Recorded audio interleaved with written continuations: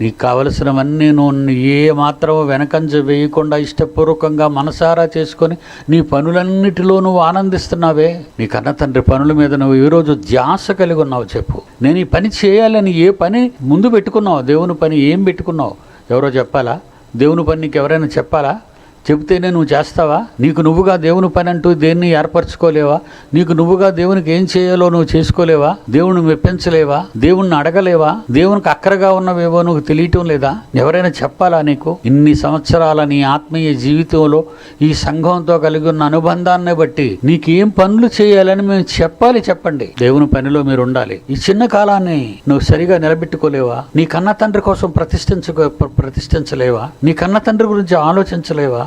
ఎప్పుడు ఈ చిన్న కాలంలో నీ చిన్న కుటుంబం కోసమే పరితపించిపోతావా? నీ బ్రతుకు కాలం అంతా అమ్ముడిపోతావా? నీకంటూ ఒక తండ్రి ఉన్నాడు. ఆ తండ్రికంటూ నువ్వున్నావు.